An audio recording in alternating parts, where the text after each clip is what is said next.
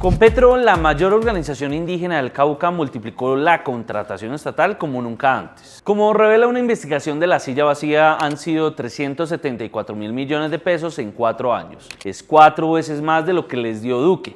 La mayor parte de esa plata se fue en contratación de personal. El aumento no fue a dedo, se remonta a la minga de 2016, cuando el CRIC taponó la vía panamericana y se movilizó para lograr que el gobierno Santos firmara el decreto 1811. Allí quedó pactado que el Estado debía invertir para atender la emergencia social que tienen los indígenas del Cauca desde 1999. Con Duque, el CRIC acordó 700.000 millones en 4 años, pero él solo les cumplió el 38%. Con Petro, la promesa se duplicó a 1.3 billones entre 2023 y 2026. Y aún así, según la CRIC, tampoco van a cumplir ni un 60%. En todo caso, sí creció su contratación cerca del 300%. Esa plata está concentrada en los sistemas de educación y salud que los indígenas administran con estándares propios. En el caso de lo educativo, conocido como CEIP, La Silla viajó al resguardo Quitequiwe y encontró que la plata para los refrigerios la aprovechaban para invertirla, por ejemplo, en aulas, como una nueva hexagonal de cemento que nos mostró el rector. Pero la inversión también tiene otra cara. En los convenios de educación, casi la mitad del presupuesto anual se va en talento humano. La mayoría no son más profesores, sino burocracia administrativa. Para 2026 se asignó plata para pagarle a 550 dinamizadores, que es como los indígenas llaman a los contratistas. La mayoría son coordinadores políticos con roles poco claros fuera de la lógica indígena.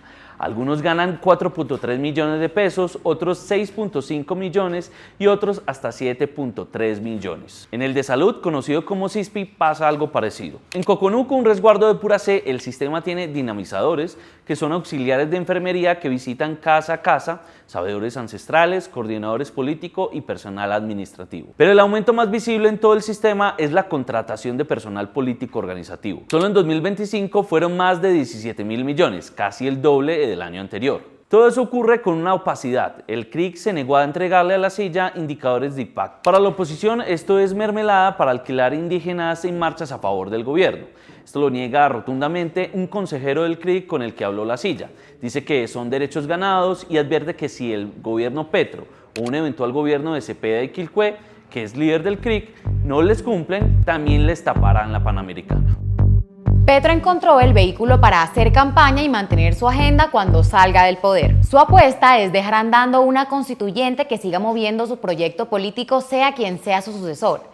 Ese plan se materializa en un proyecto de ley que convoca a una Asamblea Nacional Constituyente, con un mandato amplio que podría terminar en reescribir la carta política más liberal y progresista de la historia del país.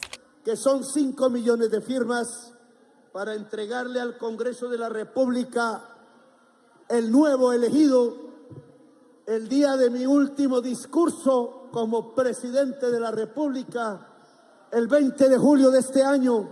La meta de Petro es llegar el 20 de julio a su último discurso en el Congreso acompañado de la radicación del proyecto. Lo que hace un año parecía un globo ya tiene ruta, actores y un relato que el gobierno mueve en todo lado.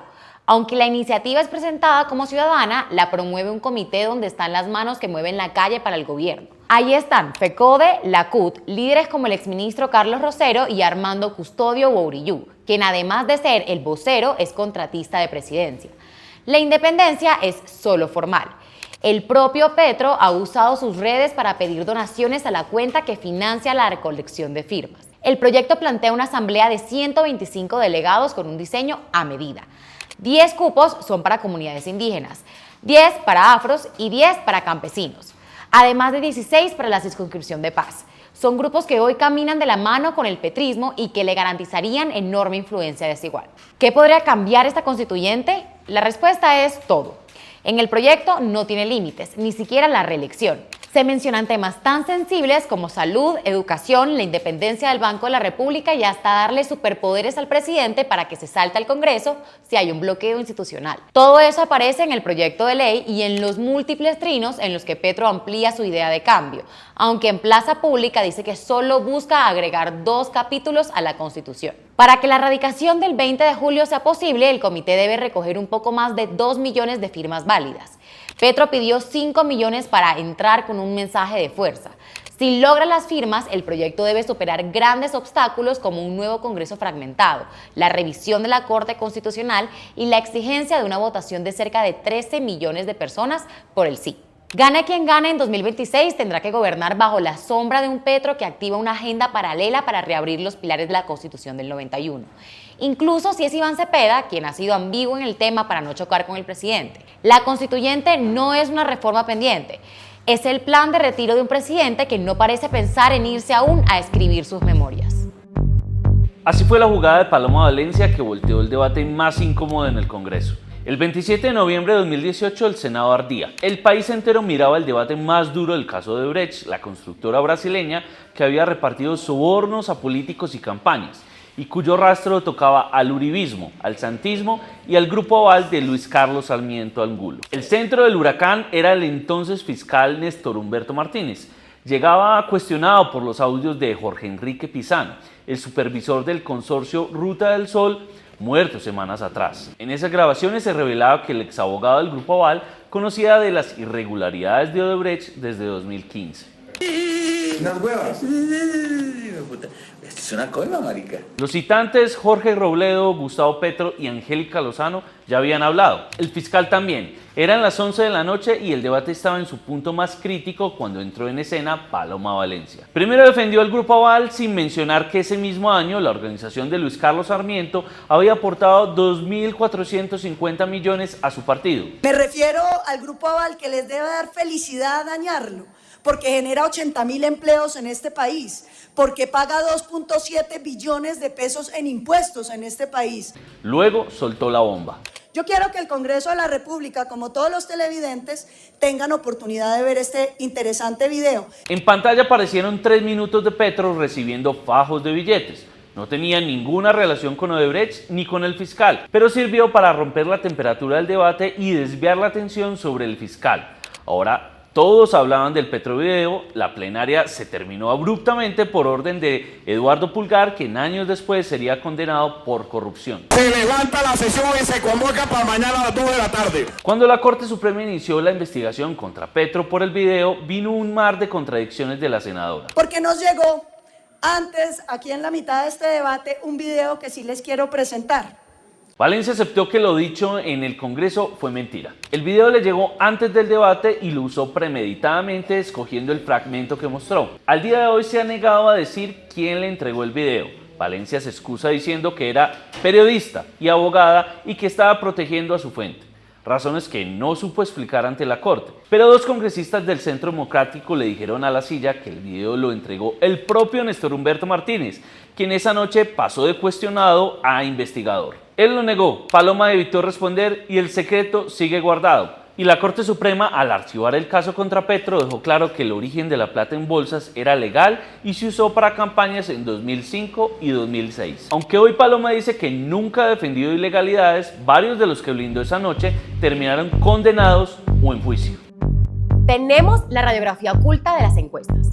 La ley que ya sacó una encuestadora del país y puso a otras bajo lupa terminó generando un efecto positivo inesperado. Obligó a que las firmas publiquen sus microdatos. Es decir, las filas anonimizadas de cada encuestado que permiten ver los cruces que una ficha técnica jamás revela. Con esa materia prima, La Silla usó los datos de 11 encuestas realizadas por GAD3, que se fue del país, Atlas Intel, Inbamer y CNC, y encontró patrones clave para este tramo final de la primera vuelta. De entrada, los datos muestran que la llave de la elección la tienen los indecisos. Son el 28% de los encuestados.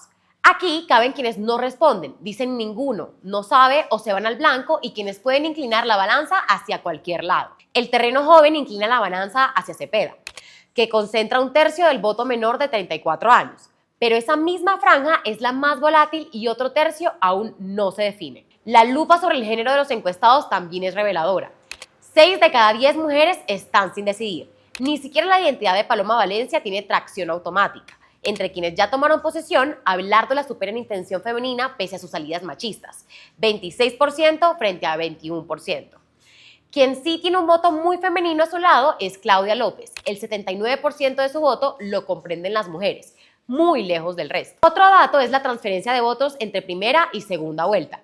Si Abelardo no pasa a segunda vuelta, el 79% de sus votos se van con Paloma, y 1 de cada 10 votaría en blanco. Pero si es Paloma la que queda por fuera, sus votantes no son tan recíprocos. Sí, un 73% votaría por el abogado, pero un 12% preferiría irse incluso con Iván Cepeda. Esa pequeña fuga explica por qué, en el ponderador de la silla, Paloma tiene hoy más opciones de derrotar a la izquierda en una segunda vuelta. Hay un mito que los datos rompen, que Cepeda solo existe donde hay petrismo.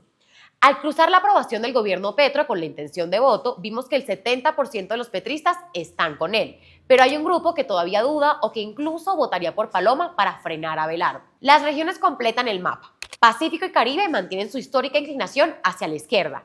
Más de la mitad de quienes tienen definido su voto van con Cepeda, mientras Bogotá es la zona con menos votantes indecisos.